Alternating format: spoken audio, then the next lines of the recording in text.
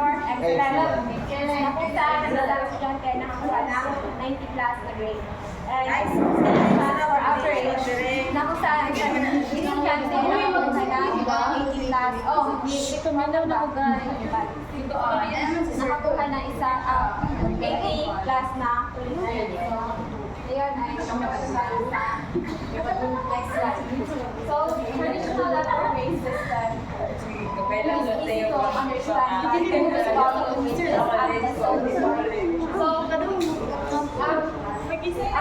the traditional letter grade system, muna siya ang most commonly used system for measuring grades for students' performance. So, although siya easy to understand, but siya disadvantages if gamitin siya sa report. So, first, kindly please read the letter A. Achievements, effort, work, habits, and behavior. So, what is that? So, di ba,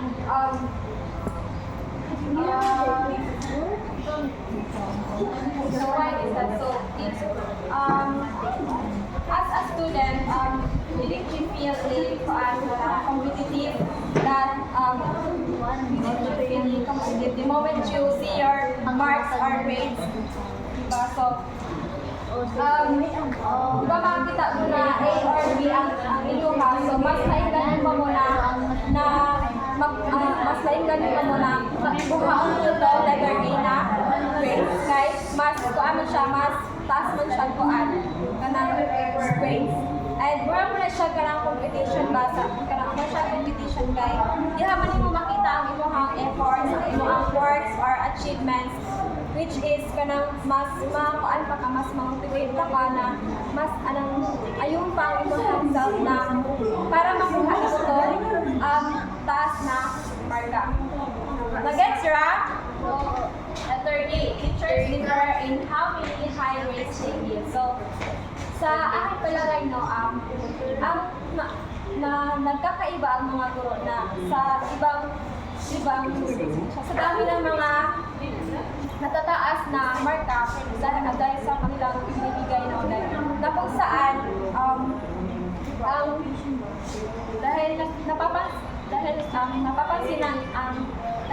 napapansin ng isang guro na ang kanilang estudyante is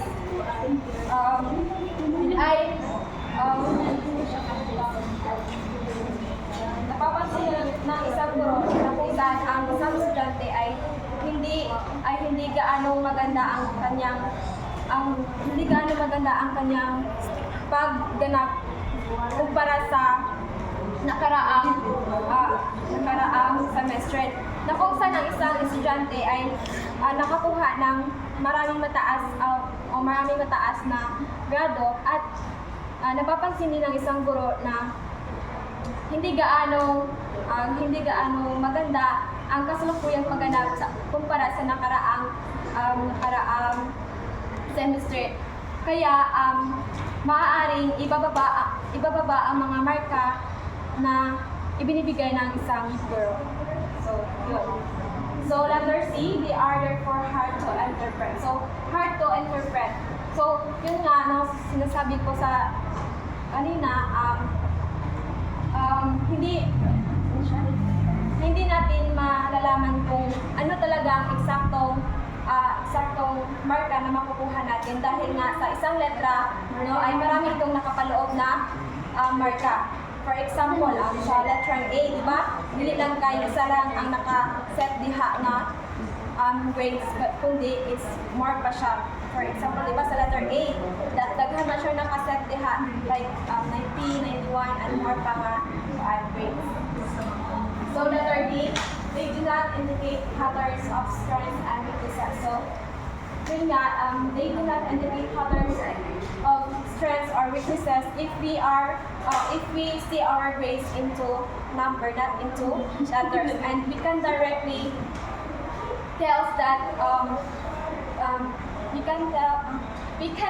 directly tell that you have a strength or strength and vice versa for weakness. So, mo siya, since kay kuan man siya, since rather siya, so, hindi mo siya mahibawaan kung sa jud ang imong kuan exactly makuha na grades, and then kanang saan siya, hindi mo mahibawaan kung sa ang exactly nga naasa makuha mo nga exactly na grades, and then kay kuan man kanang hindi mo makita ang real number no sa those behind those letters. So next,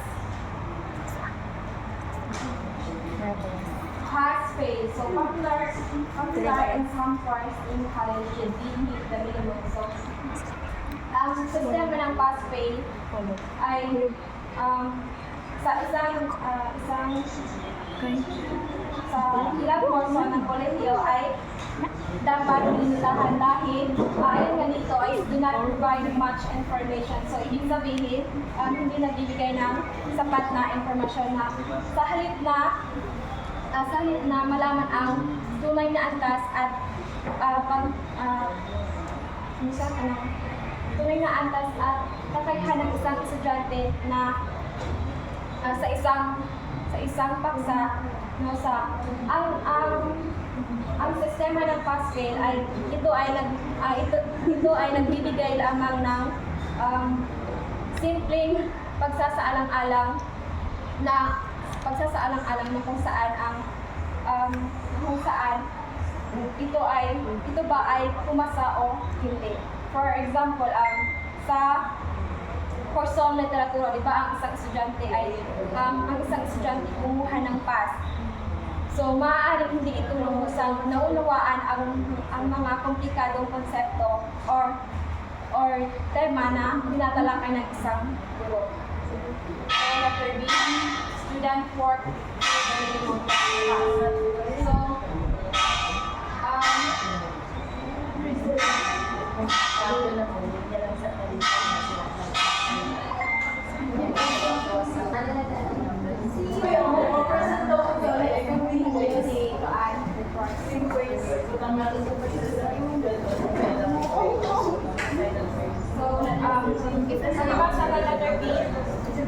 Student work to the minimum.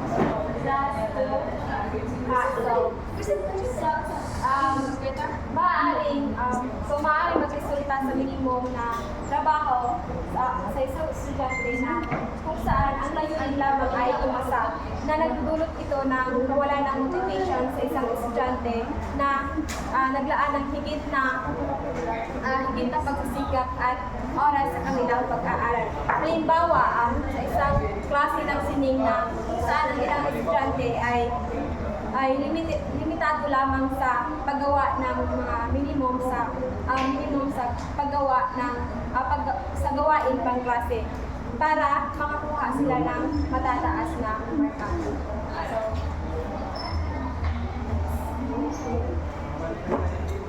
3. Checklist of objectives. So each item in the checklist can be rated outstanding, very good, fair, or poor.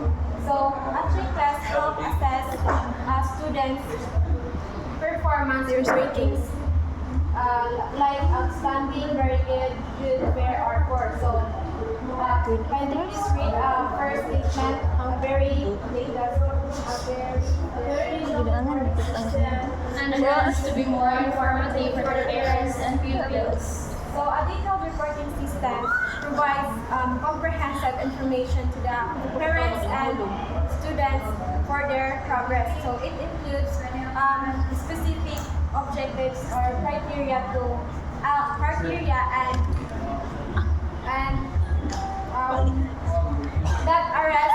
that are assessed, offering a deeper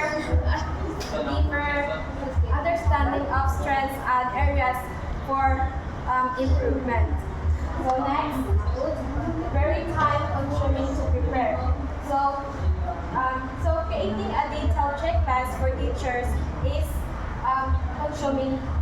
time-consuming. It involves planning, assessment, documentation of objectives. Providing meaningful feedback can be challenging, especially with a large number of the students. So next problem is to keep the less manageable and understandable. So to ensure checklist manageability and understandability,